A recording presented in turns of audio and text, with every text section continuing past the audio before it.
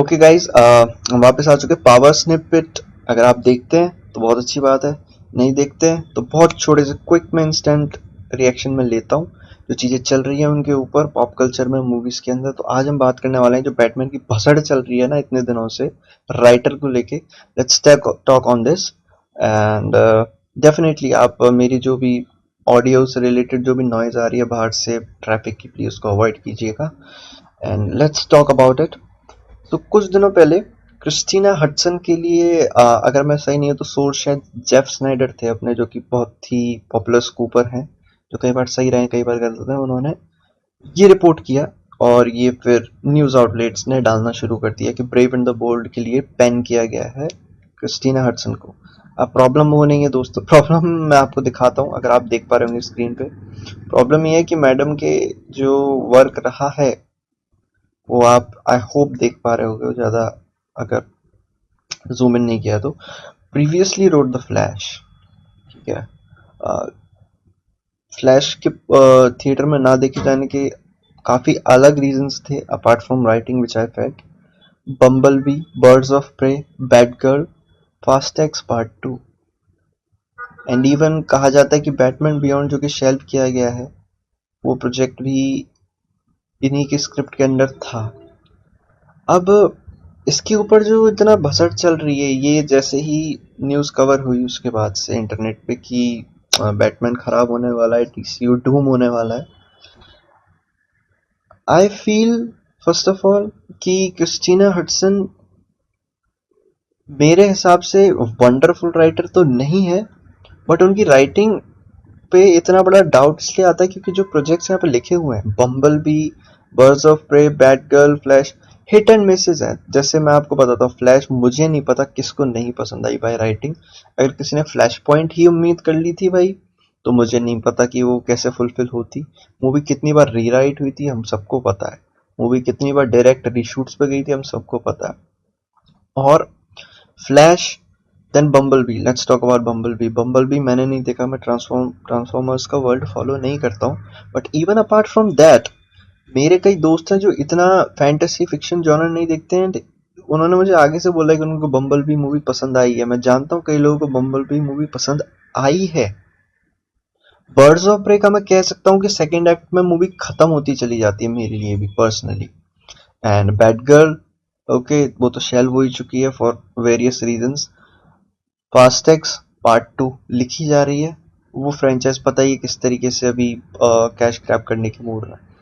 तो यहाँ पे ना हिट एंड मिसेस तो है क्रिस्टीना हडसन को लेके, बट फैक्ट इज दिस कि इसका मतलब ये नहीं है जिस तरीके से जो रेज वेट चल रही है इंटरनेट पे कि इनको दे ही क्यों दी स्क्रिप्ट लिखने के लिए। ठीक है, मतलब पीपल फील लाइक कि इस इंसान को काम मिलना ही नहीं चाहिए इसके बाद, बिल्कुल ही इतना बुरा लिखा जाता। फरहाद सामजी नहीं है दोस्तों ये, अगर आप इंडिया से हो तो मैं समझ रहे हो मैं क्या कह रहा हूँ। She is not Farhad Samji. कुछ एक्ट्स खराब होते हैं उसके वजह से मूवी का एक्सपीरियंस खराब हो जाता है। एंड लेट्स टॉक अबाउट ये सब रेज बेट होने के बाद चीजें हुई क्या। ठीक है, let's talk about this. Let's talk about the tweet James Gunn pulled out after this all the rage bit in the internet. And here he said, I think आप देख पा रहे होगे, मैं कोशिश करता हूँ इसको स्क्रीन पर जितना हो सके एक्यूरेटली दिखाने की। uh, let's make it like this, yeah. James Gunn का पूरा आप लाइन पढ़ सकते हो उन्होंने क्या कहा, ठीक है। जो मैलिग्नेंट चल रही है क्रिस्टीना हडसन को लेके, और यस, ये अच्छा किया जेम्स गन ने वापस बता दिया, ये पहले से लोगों को नहीं पता थी। ये डीसीयू के राइटर रूम का पार्ट है, ठीक है। ये जो नया यूनिवर्स बन रहा है उसका राइटर रूम का पार्ट है ये मैडम। तो आपको अगर हल्ला मचाना है तो तब से भी मचा सकते हो, जब से पहली सुपरमैन मूवी आई है, क्रिएचर कमांडोज लिखा गया है, क्योंकि they are in the part of world building. चाहे आपका जो लैंटन्स के राइटर हो टॉम किंग का होना, लाइक डेमन लिंडलॉफ, और ये सारे लोग, क्रिस मंडी, सारे लोग हैं, ठीक है। एंड जो एंड में लाइन कही है ना, the I don't think you can जज my writing based on the films are directed as a massive liberties were taken sometimes. Guys, ये एक ऐसा सच है जिसके बारे में अच्छी बात है कि ऑफिशियली एक तरीके से एक बड़े डायरेक्टर ने, एक को सीईओ ने बोला, मुझे अच्छा लगा, क्योंकि राइटर का पहला टेक है लिखने का। डायरेक्टर के हाथ में जब स्क्रिप्ट जाती है, he can play with that, उसके पास लिबर्टी है इस चीज की। राइटर इसके लिए आउटस्पोक कर सकता है, बट उसके पास अथॉरिटी नहीं है कि वो नहीं बदले उसको, उसके ऊपर वो कुछ नहीं कर सकता। डायरेक्टर का ही एंड टेक होता है कि जब वो शूट कर रहा होता है वो क्या करेगा। तो हमने जितनी भी स्क्रिप्ट्स देखी हैं, क्या पता कि राइटिंग में कितनी रीराइटिंग और रीशूट्स की वजह से वो डाइल्यूट हुए हो जो ओरिजिनल एक्ट्स हो। और ये पता चलता है, मुझे नहीं पता फ्लैश किसको खराब लगी है और क्या है, बट मूवी बहुत अच्छी लगी मुझे तो, to be honest, apart from VFX CGI stuff और एक दो चीजें हैं जो नहीं पसंद आती हैं, पर मुझे शायद फ्लैश काफी बढ़िया लगती है। बम्बल बी की मैंने बुराइयां नहीं सुनी है, और फास्ट एक्स पार्ट 2 भी मे बी वो अच्छी लिख रही होंगे, होप। तो आप हल्ला जो मच रहा है ना, मैं बस यही कहूंगा कि अभी उनको दिया है लिखने के लिए। एंड यहाँ पे भी आप ध्यान दो, जेम्स गन ने चाहते तो ये कह सकते थे yes she was writing the script, ये बोला ही नहीं उन्होंने।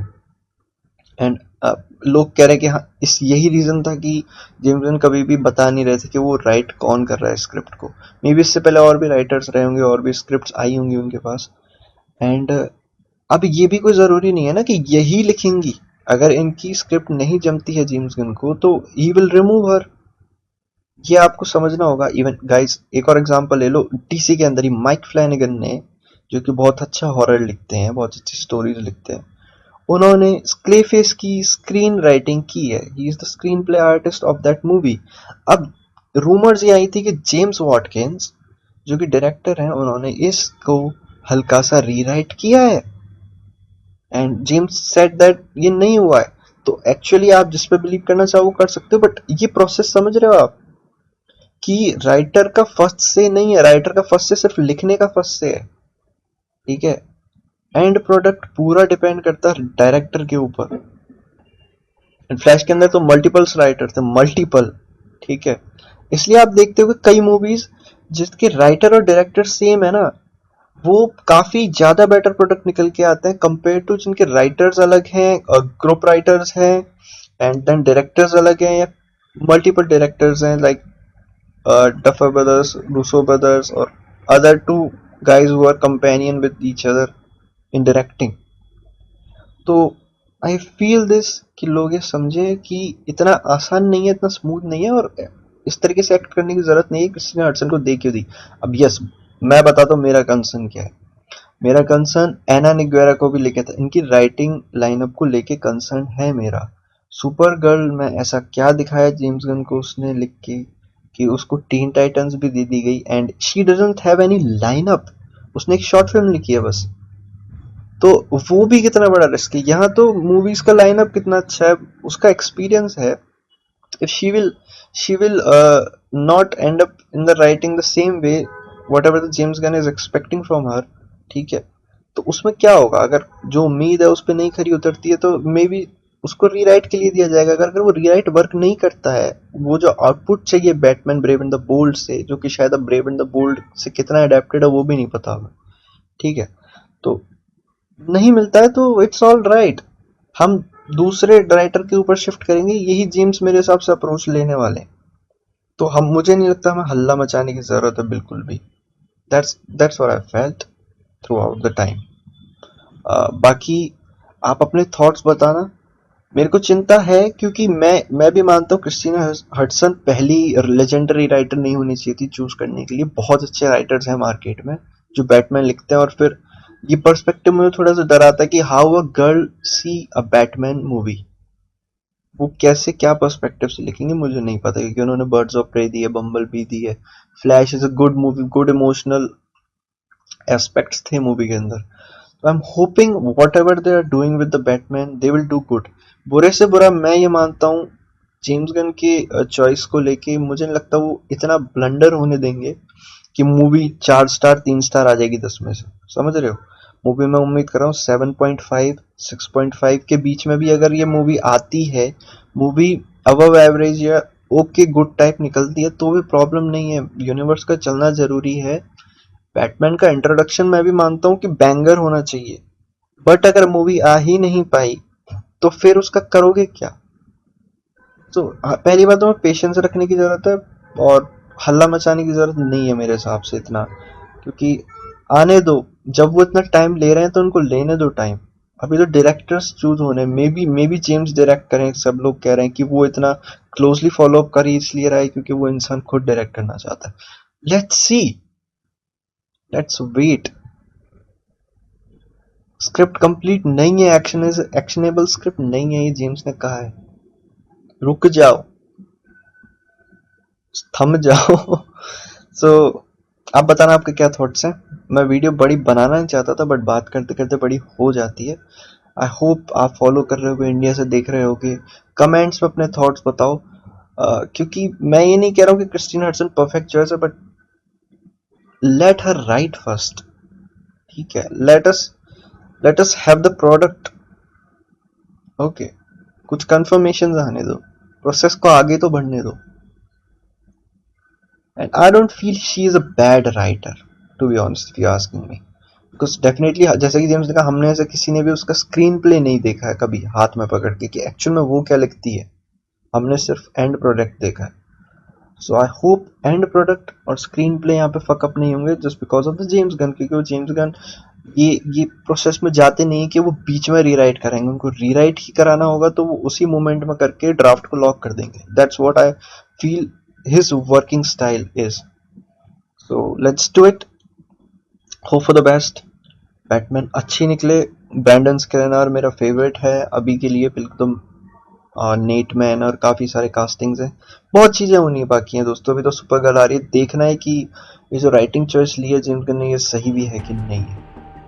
Until then we will see you in the next power snippet. देखते रहिए, गुड बाय।